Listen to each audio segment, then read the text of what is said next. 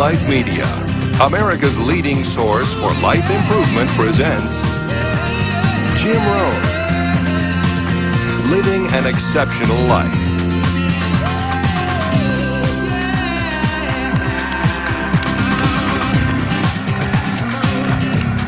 Hey, thank you. How's everybody? Nice to see you. Thanks for coming today. I appreciate it very much, and I'm just delighted to be here. How many of you have never seen me before? This is your first time. Wow, everybody. I keep thinking I'm famous, but I guess, that settles that. Anyway, nice to see you. I've got some interesting ideas to share with you. If you're ready, say I'm ready. And if you'll take some good notes, I got some lists for you to make that you can take home with you and ponder at later times. Some of the things I want to share with you.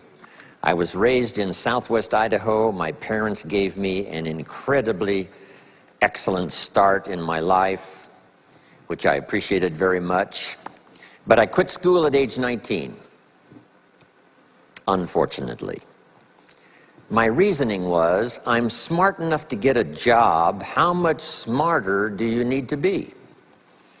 And with that shallow thinking, I quit school, age 19, and got a job, went to work. A little while later, got married, started a little family, and I'm struggling and, trying to do my best.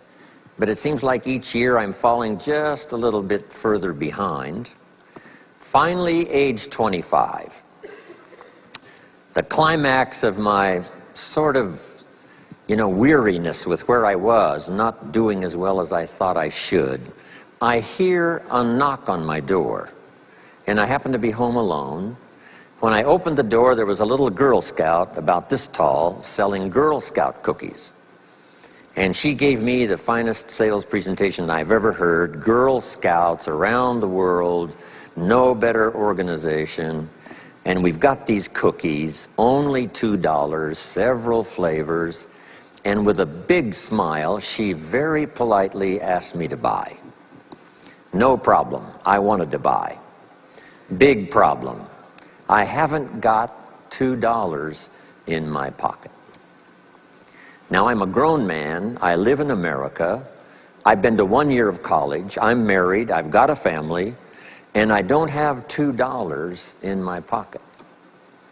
And I didn't want to tell her that. So I did what I thought was next best. I lied to her. I said, hey, look, I've already bought lots of Girl Scout cookies. I've still got plenty in the house that we haven't eaten yet. And she said, oh, that's wonderful. Thank you very much. And she leaves. When she leaves, I say to myself, I don't want to live like this anymore. I mean, how low can you get lying to a Girl Scout? I mean, that's about as low as you can go. But I promised myself that day I was going to start my search of finding opportunity, finding somebody who could teach me and coach me on doing much better for myself and for my family and for my future. And shortly after that, I met a most extraordinary man, very wealthy, but a friend of mine said, you got to meet this man. He's rich, but he's easy to talk to. He's got a unique philosophy of business and life. And the more he told me about this man, the more I said, I've got to meet this guy. And shortly after that, I had a chance to meet him. Sure enough, when I met him, I was impressed. Obviously, he was rich, but he was friendly and easy to talk to. And I said to myself, if I could just get around someone like him, and if he would coach me, I would be willing to learn anything. I'd love to be like him. Well, my good fortune was he invited me to join his company, and over the next 5 years, my dream came true. He coached me and taught me how to turn my life from pennies to fortune. And he's not alive anymore, but I'd like to pay tribute to him one more time, Mr. Earl Schoaf, for the dramatic impact he had on my life, especially during that 5-year period. And so my whole life turned around. I made my fortune by the time I was 32, starting at age 25. And some of the ideas that I want to share with you today came from that 5-year experience. Then from there, I got into lecturing and giving seminars, and I've written a few books. and my career now spans about 41 years.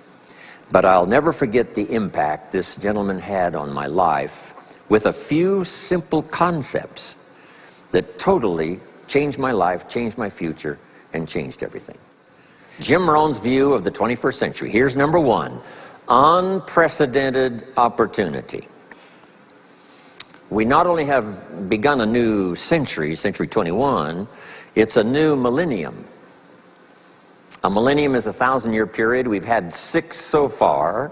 This is the beginning of the 7th millennium, and some scholars tell us that this could very well be an extraordinary time for the human race, this 7th millennium. And there's probably a lot of good reason that that is probably true. Unprecedented opportunity. We've now got the technology. We pick up a telephone now and talk to somebody on the other side of the world. Transportation now is so easy. I get on an airplane in Los Angeles, and 13 hours later, I'm in Tokyo. 5 meals, 3 movies, and you're there. I mean, you know, it's a simple deal. Anyway, we've got technology, we've got transportation, we've got all the rest, right? So this is going to be a time of unprecedented opportunity in every field you can imagine, every industry, every country. It's going to be the greatest period of opportunity time in the history of the human race, the 21st century, especially these opening years of the 21st century. So that's number one, unprecedented opportunity. Now here's the second note to take. Now also keen competition, because we now play the world game. And it's not just competition across the street and company to company and, you know, division to division and, you know, company to company. Now it's worldwide competition. A job now becomes available. Does it go to someone in Minnesota or someone in India? Worldwide competition. So now you've got to be ready to cash in on the opportunity, but you've also got to be ready for the competition. So I've got some interesting ideas on how to be prepared for both opportunity and competition in these opening years of the 21st century. Here's some of my best advice. Number one, you've got to have more than one skill. It's okay to have one skill, but I'm telling you, if you want economic safety for the future, especially this century, my personal opinion, you need more than one skill. We've seen people, right, the last 15, 20 years that only had one skill, worked for this company for a long time. The division the guy worked for got chopped, eliminated. Now he loses his job. Now he tells us he's in economic distress. Why would that be? Simple answer, he only had one skill. So for economic safety for the future, my personal advice, you gotta have more than one skill. In fact, it led me to my first fortune, and that was learning more than one skill. I started learning these extra skills in Idaho, where I grew up. I knew how to milk cows, but it didn't pay very well. Then someone gave me this incredible advice. If you want to lay the foundation for a future fortune, you've got to learn more than one skill. And I started that process age 25. Here's the first one, and I started part-time. A little sales job that I got. A product that I believed in, learned how to present it well enough for somebody to say yes, gave excellent service so that that would lead to multiple sales, and this little extra part-time job in sales absolutely started multiplying my income. From milking cows, now I've got this ability now to start getting customers, keep them serviced, and make some money in this extra skill. So now I've got 2 skills, milking cows and finding customers. Here's the next skill I learned, just to give you a quick list. Next was finding good people. If you've got a little enterprise going and you need some people, you have to just go look for them. And when I learned this skill, finding good people for my little enterprise, I couldn't believe how it drastically changed my income. My income now starts to multiply, not just increase. So now I've got what? 3 skills: milking cows, getting customers, finding good people. I'm on my way. Here's the next one that paid me big money, in case you're interested, and that's organizing. Organizing simply means getting people to work together. Big challenge, but if you learn the skill, getting people to work together, they pay extraordinary money. Here's the next one that really increased my income substantially, and that's promotion and recognition. Rewarding people for small steps of progress. I mastered this one. And here's the philosophy behind it. Be so busy giving other people recognition you really don't need it for yourself. I mastered this. Guess what it pays? Big money. Let me just give you one more, and it's in 3 parts. And that's communication. Learning to affect other people with your language. Of all the things not to be lazy about, it's language, because words can work miracles. And communication I found in 3 parts. Here's number 1, training, showing somebody how the job works. Showing somebody how the business works. We call that training. I got good at that, paid big money. Here was the next one, teaching. Teaching people how life works. Teaching people how to set goals. Teaching how to become a leader, manager, entrepreneur. Stepping up to the higher opportunity and better challenge. This one paid me extraordinary money. But this one paid the best, learning to inspire. Helping people to see themselves better than they are. So I've got how many skills, right? A big long list.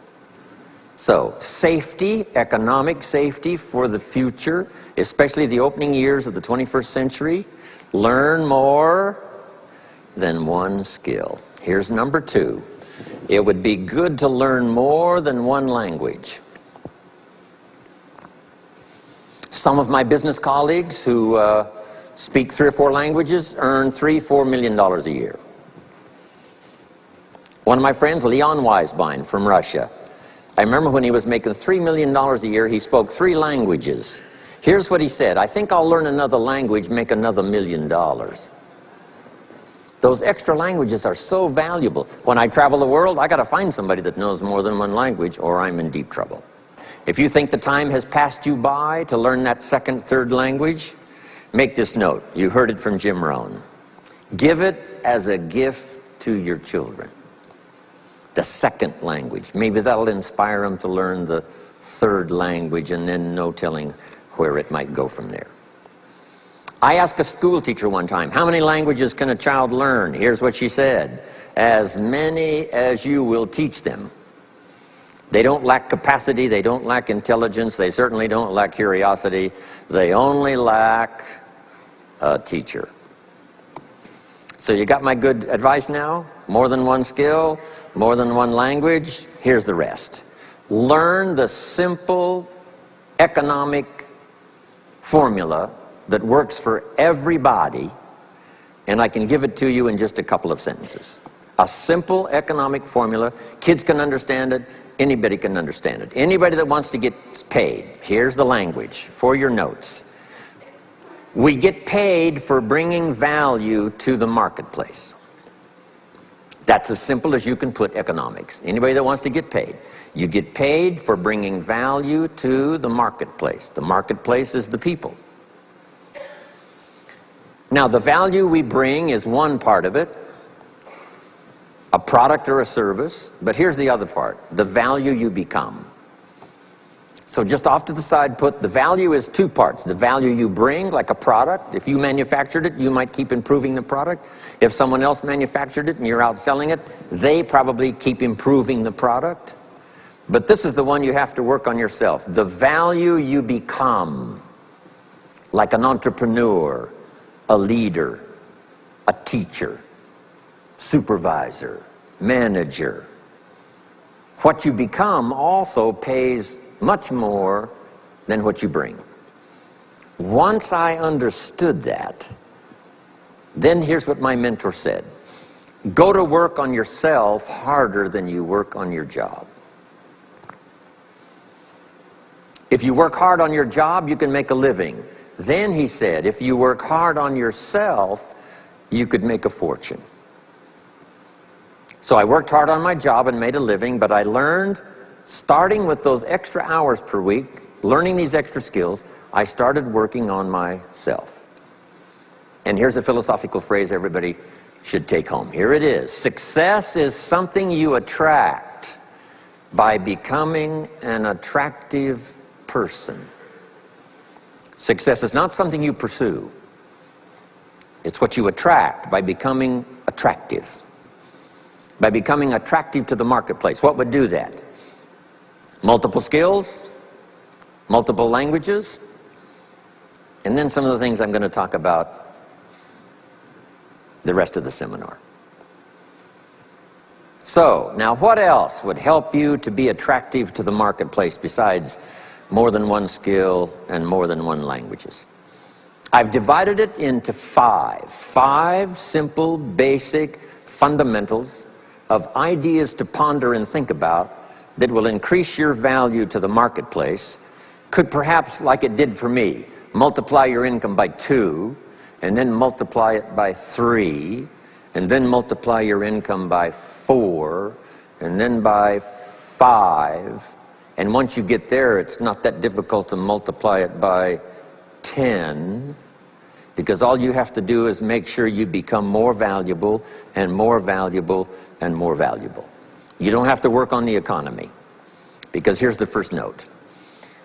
Each person's income is determined primarily by their philosophy, not by the economy. Once I understood that, then I said, well, I don't have to go to work on the economy. And the answer was no. You only have to go to work on yourself to make yourself more valuable. So now here's 5 things I want to share with you. And the first one is your personal philosophy. What could get you more prepared and ready for cashing in on the opportunity of the 21st century? And here's the first one, personal philosophy. Your personal philosophy is like a guidance system that helps you make decisions what to do, what not to do. From the information you get and what you learn and what you know, we decide. Maybe your philosophy would have been 5 years ago never to attend seminars like this. You just didn't go. Now 5 years later, here you are. Something happened along the way to change your mindset, saying, hey, for the money and the time, if I just get one good idea and walk away, it certainly is worth the money and the time. So now that little amendment in your philosophy, you now say, I'm going to regularly go, because it doesn't take but a few ideas to make a great difference in your income, personal life, social life, and all the rest. So now you know that's valuable. A change of mind, a change of idea. So that's what personal philosophy is all about. The more we learn, the more we know, the better we're able to make better decisions about 2 major things. Your philosophical guidance system does 2 things. For your notes, number 1, helps you to see the dangers on one side, so you can avoid those. But here's what else your guidance system does. Personal philosophy helps you to see the opportunities on the other side, so that you can expand those, maximize those. And here's what that's called. The game of life is to minimize the dangers and maximize the opportunities. And the more we know and the more we learn, the more experience we gather in sessions like this, from the sermon on Sunday morning to the books we read and all the rest, helps us to keep continually adjusting our philosophical guidance system so that we minimize more dangers, maximize more opportunities. That's really the game of life. I couldn't put it much more simply. So number 1, we're affected by what we know. Now, how do we know more things and learn more things that'll help us readjust our thinking so we can avoid the dangers, maximize the opportunities? Here's number 1, learn from personal experience. One way to learn to do something right is what? First do it wrong, right? Mess up, and then you say, wow, that was costly. I'm never going to do that again. So one way to learn to do it right, first do it wrong. Sometimes a negative experience turns out finally to be positive. They say if you survive your first heart attack, you may now live to be a very old person. Why is that? Well, that first heart attack, if you survived it, is called a wake-up call. And maybe the doctor said, one more of these and you're history. And you said, wow. And you make it for the health food store. And you start reading every book you can find on good nutrition, how to avoid another one of these heart attacks, and you start jogging and start walking and doing all of the stuff, and this total change of lifestyle could now save your life and cause you to live to be a very old person. Here's what my mentor said, that's some of the best advice I ever got. He said, Mr. Rohn, if you will change, everything will change for you. If you'll start making personal changes, your income will change, your health will change, your future will change, everything will change, if you're willing to start making the changes. So sometimes a negative experience now causes us to really make a sudden shift in our philosophical guidance system that says, hey, I'm never going to let this happen to me again. Fantastic. Now here's the next way to learn, and that is to learn from other people's experiences, whether they are negative or positive. It's too bad failures don't give seminars like this. Wouldn't that be good information? Now, we don't want to pay them, so they don't lecture, but their information would be valuable. If you know a guy that's messed up his life for 40 years, you have to say, John, would you spend a day with me?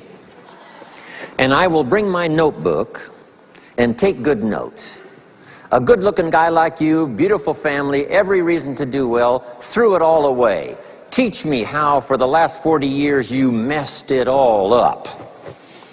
And he tells you, and you take good notes. Learning from the negative side of someone's experience. If somebody tells me these eggs are rotten, I'm not going to make an omelet and try it, right? I'm just going to take their advice and their know-how. So, learn number one from your own experiences, learn number two from other people's experiences. And my mentor taught me to always keep a journal. Here's what he said, don't trust your memory. If you want to live a dynamic life, multiplying your income, multiplying your future, be a good student. If a good idea comes your way, write it down, then ponder it, then perhaps go do it. Okay. Now, your philosophy comes from what you learn, comes from what you know, comes from other people's experiences. 3 ways now to learn from other people. Here's number one, learn from what you see. One of the great watchwords of these early years of the 21st century, pay attention. If you just watch, you can pick up clues. Success leaves clues. And if you'll be a better observer of the winners and the losers, those that are doing well and those that are falling behind, and just take mental notes and good notes and say, I'm going to adjust what I'm doing based on what I see. Here's number 2. We learn so much from other people based on what we hear. Here's good advice on that. Be a selective listener. Listen to voices of value that have experience, ideas, reputation, something valuable to share. Now here's number 3. Read all the books. Now there's millions of books, so you can't read all the books. But make this note. Read all the books you need to read to make you as wealthy as you want to be, as healthy as you want to be, as prosperous, as productive, as unique a human being as you want to be. Read all of those books. Don't leave those books go unread. My mentor got me started on my library when I was 25. I got one of the best. If you saw my library, you would be impressed. I haven't read everything in it, but I feel smarter just walking in it, right? My library. I was smart enough to buy it all. Now I got to be smart enough to read it all. Now jot this down. When you do read, you have to sort through what you read and decide which is valuable to try. That's part of the process of learning. Gathering information and sorting through it. One, the information that would apply to you, and what you think would be valuable based on your current philosophical opinion. So read all the books. Our lives are greatly affected by what we learn and what we know. Now here's number 2 of these very basic 5 things I want to share with you. First, your personal philosophy. Here's number 2, your attitude. First, we're affected by what we know. When I talk to the kids in high school classes, college classes, that's the first thing I tell them. Get the information while you're here. Right? Nothing worse than being stupid when you get out of school. So get the information. Being broke is bad, but being stupid is what's really bad. And what's really, really bad is being broke and stupid. Nothing much worse than that, unless you're sick. Right? Sick, broke, and stupid. That's about as far as you can fall unless you're ugly, right? But surely that would be the ultimate, right? The ultimate negative life. Ugly, sick, broke, and stupid.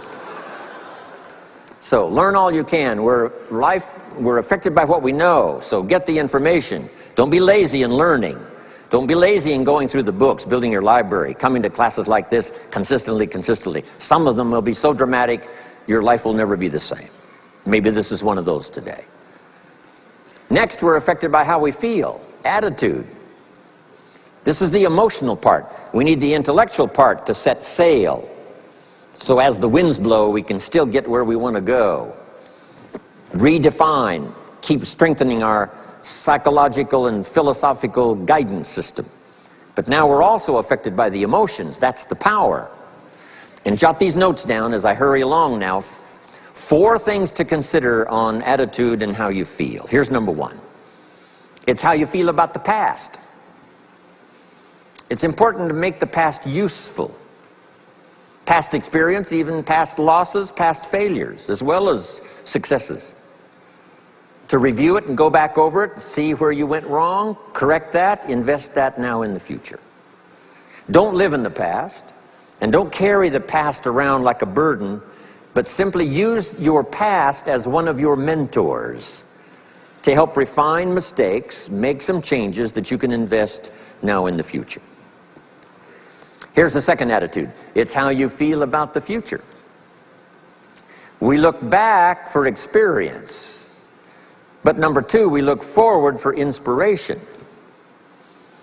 Now, where does the inspiration come from? Looking forward. Here it is, learning to set goals. Number 1, decide what you want. Takes more than 5 minutes. Take some time and decide what you want. Where do you want to go? What do you want to do the next 10 years, 20 years? What would you like to become? How many skills would you like to learn? What are the books you want to read? How about the people you want to meet? The cities you want to visit?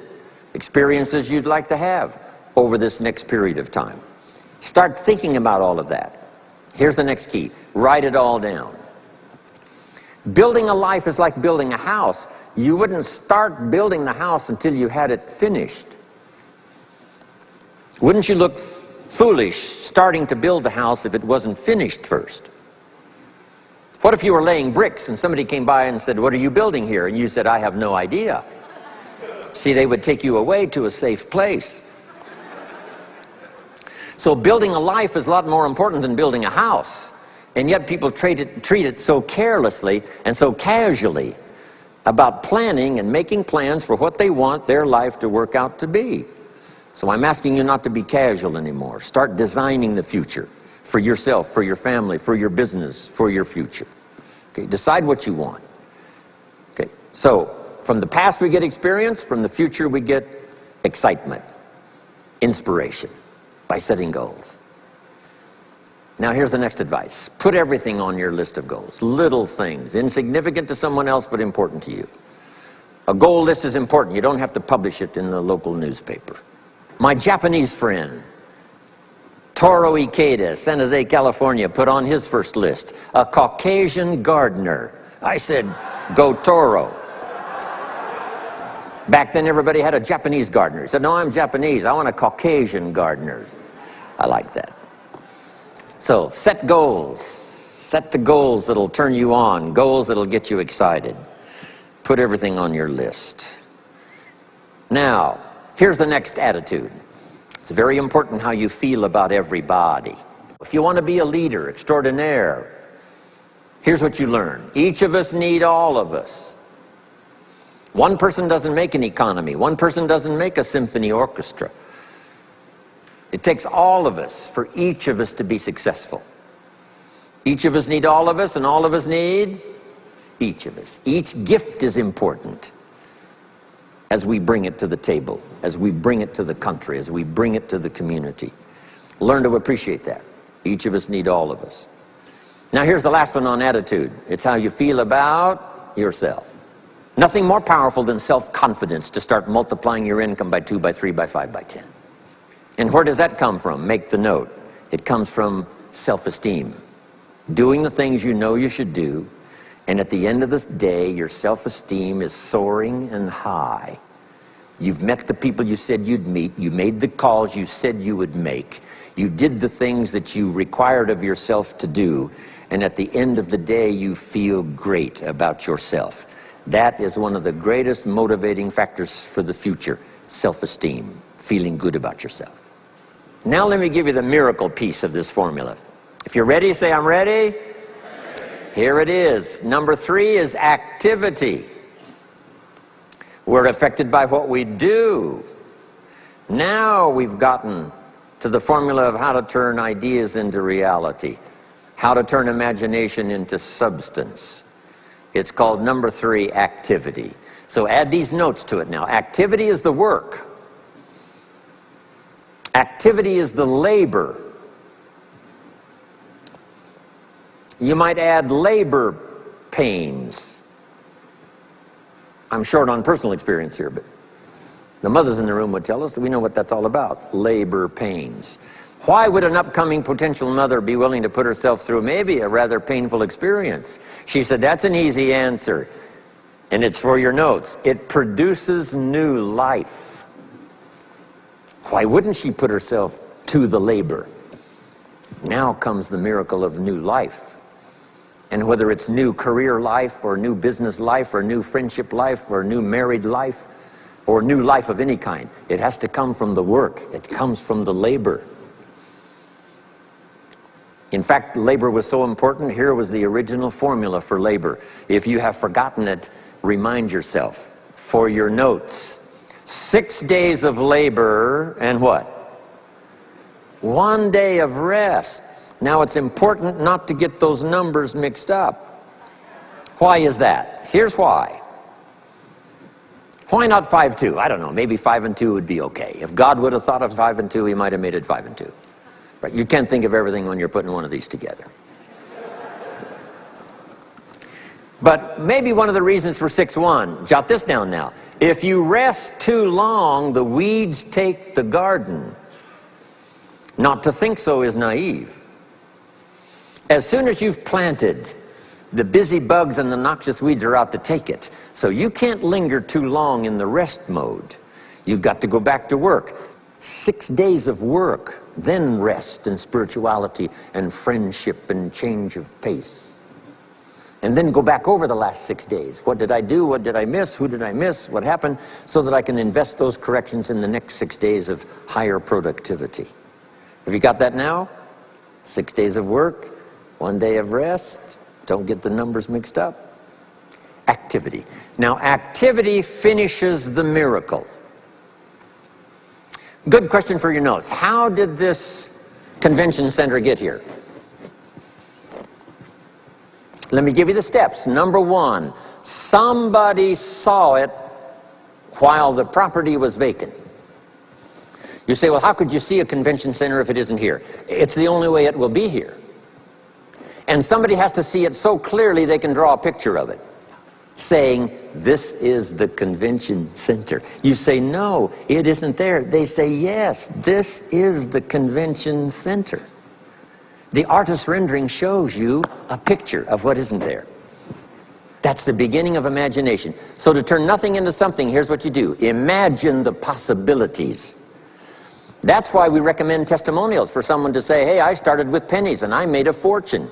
And when they finish, sometimes they say something like this: if I can do it, what? You can do it. And we start imagining the possibilities. Here's number 2. Have faith to believe that some of them are possible for you. And both imagination and faith are powerful forces. But we still don't have a hotel. We still don't have a house. Even though those are powerful forces, it is the beginning. Now, imagination and faith must be deposited in activity or it is wasted. But the finishing touch of the miracle process is now, go to work. Go to work and build a better career. Go to work and build good health. You can't have good health without the work. When did we start hearing that phrase? No pain, what? No gain. You got to do the work. You can read all the books until you're wise. You can have faith and believe until it is extraordinary. But now you must go to work. And if you'll learn to appreciate the work that produces the miracle of good health, the miracle of a career, the miracle of a relationship, the miracle of a fortune.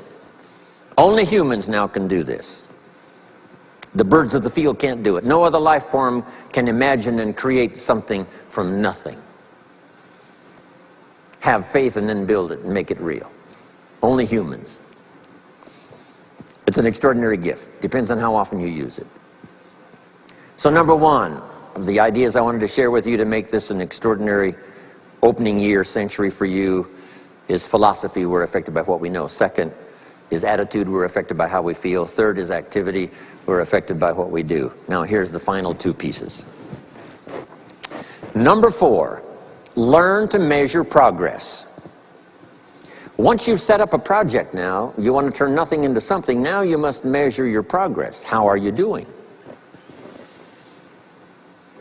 Here's how we teach it to our children. Life expects us to make measurable progress in reasonable time.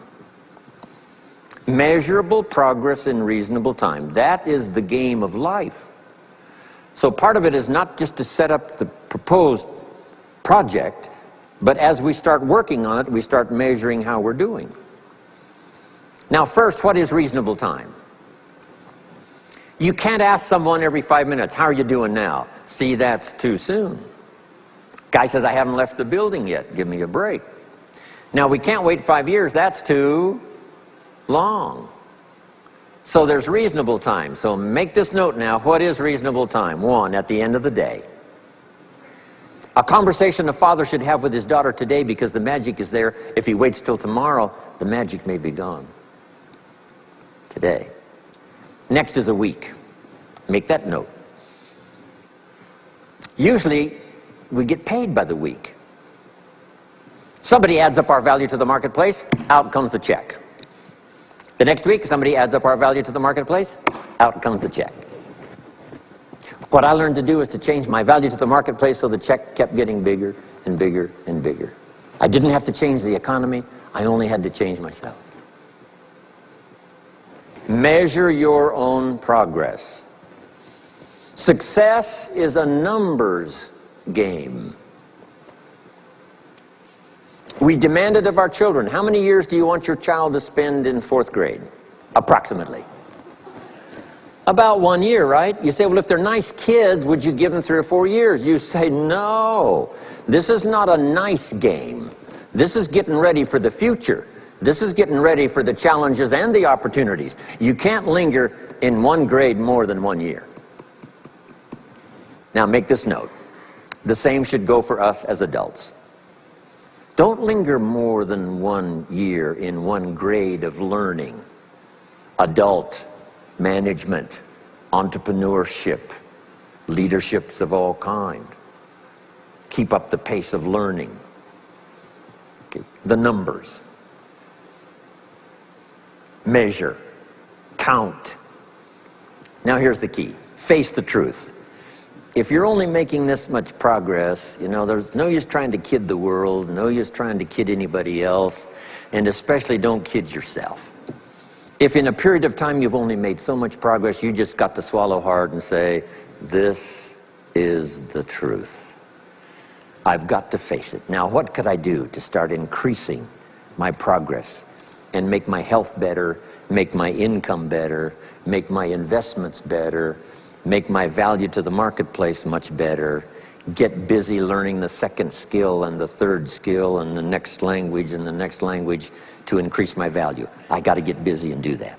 See if you will do that. I promise you, one of the greatest motivating factors in the world is progress. And if you'll measure it, you'll get excited.